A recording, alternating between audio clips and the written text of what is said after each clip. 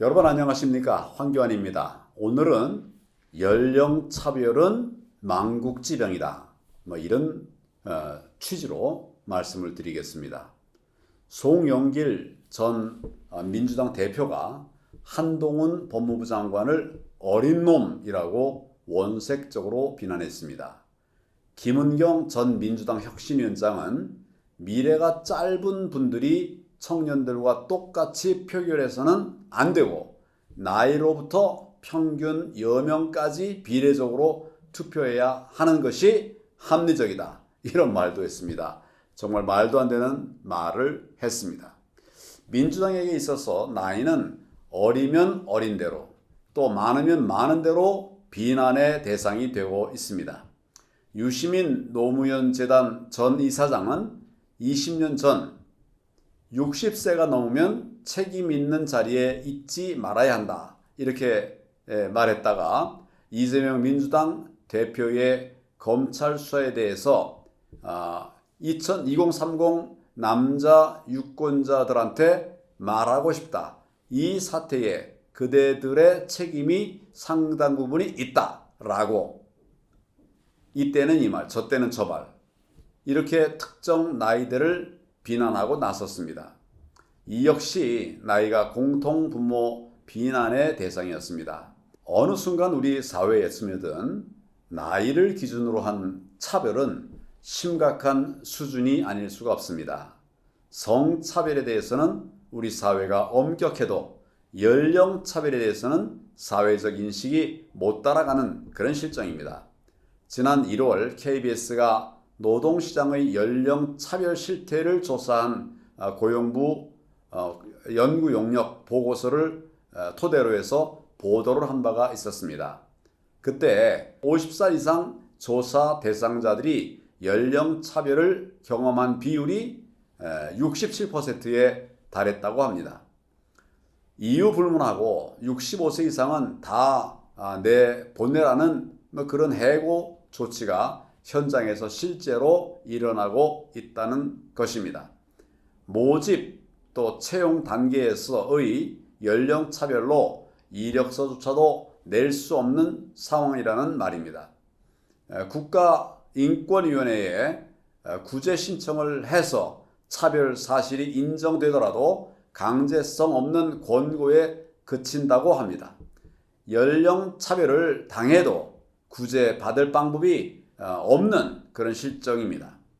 성차별과는 달리 연령차별이 사회의 문제로 심각하게 다뤄지지 않다 보니까 부지불식간에 나이가 어리면 어린 대로 나이가 들면 든 대로 다음 마음의 상처를 입고 또 사회가 안으로 멍들어가는 상황이 계속되고 있습니다. 그런데 이러한 틈을 타서 대한민국을 음해하는 세력은 소셜미디어 게시판을 통해서 사회 분열 책동의 일환으로 연장자와 MG 비하 글을 수도 없이 올립니다.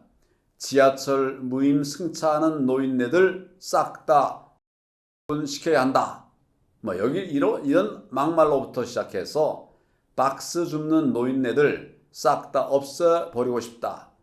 MZ세대 때문에 중소기업 사장님들 골머리라는 등 심한 욕설 수준의 글이 올라오는데 최근 들어서 부쩍 게시 빈도가 늘었습니다. 노조 간의 갈등을 부추겨서 우리 사회를 불안하게 만들려는 그런 불순 세력의 준동이 심히 의심됩니다. 연령차별은 사회의 문제로 대두될 가능성이 큰 문제입니다. 우선적으로 유명무실하게 운영되는 연령차별법을 제대로 시행할 필요가 있습니다. 사회적으로 노동력 부족이 문제가 되기 전에 우리가 동원할 수 있는 인력은 최대한 동원해야 하는 그런 시점입니다.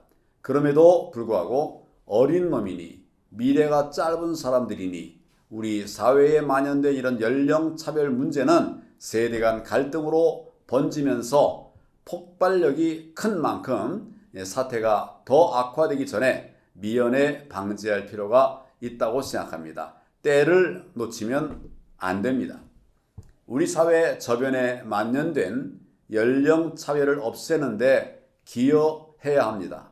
고용 등에서 연령 차별을 겪은 이들에게 법률적 자문을 적극적으로 제공해야 한다고 생각합니다. 저도 여기에 동참하겠습니다. 메이저 언론의 편식은 심각한 문제입니다. 조중동을 비롯해서 소위 우리가 말하는 메이저 언론들은 정작 다뤄야 할 문제를 스트레이트 기사로 내보내지 않고 아무개 기자, 누구 교수 이런 것으로 해서 내보내는가 하면은 어떤 사안은 일반인들 눈에는 신문이 나가기에 충분함에도 불구하고 아무렇지도 않은 듯 무시해버리기도 합니다. 언론이 편식을 하고 있어서 큰 문제라고 하는 사실을 지적하지 않을 수가 없습니다. 조선일보는 4.15 부정선거 관련해서 구멍 뚫린 선거관리 해법은 무엇인가 이런 지하에 송재윤 캐나다 맥메스터 대학 역사학과 교수님의 칼럼을 게재했습니다. 그 칼럼에서 송 교수는 재검표 현장에서 접힌 자국이 없는 빳빳한 투표지가 무더기로 나왔을 때 선관위는 형상보건 투표용지를 썼다고 해명을 했습니다. 세상에 그런 정의가 있습니까? 이렇게 썼습니다. 재검표 현장에서 빳빳한 투표지가 무더기로 나온 것도 팩트고 또 선관위가 형상보건용지를 썼다고 해명한 것도 팩트입니다.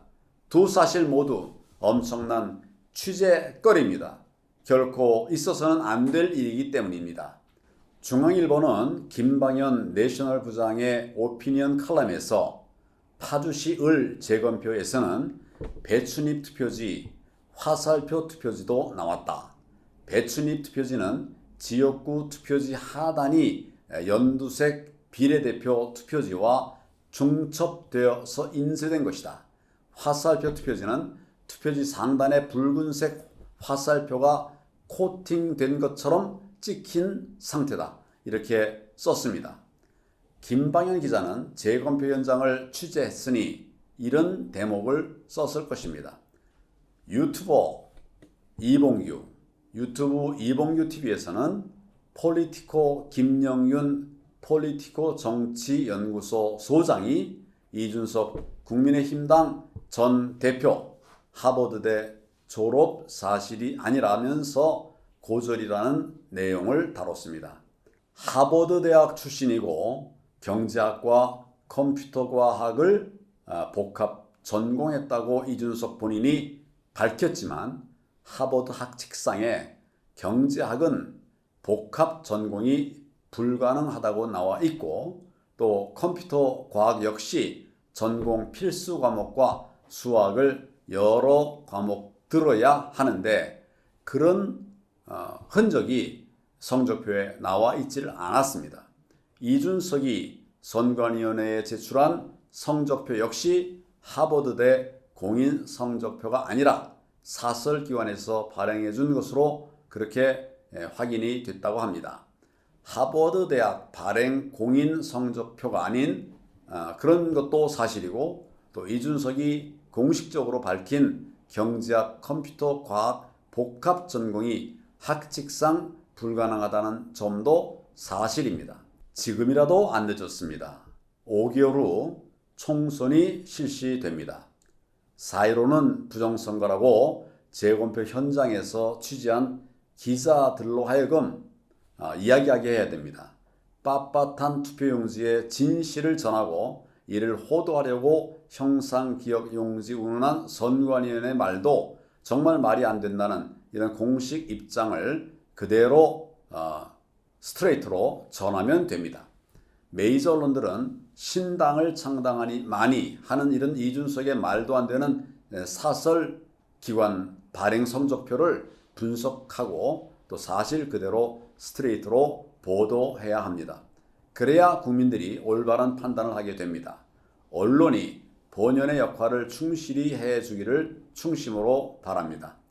기자님들은 키보드를 제대로 두드려서 스트레이트 기사를 내보낼 때 내보내야 할 것입니다. 우리 모두에게 다 책임이 있습니다. 우리 모두가 다 함께 정의를 세워나가기 위해서 힘을 합해 주셨으면 고맙겠습니다. 말이 좀 길어졌지만 꼭 해야 될 말이기 때문에 말씀을 드렸습니다. 국민 여러분, 감사합니다.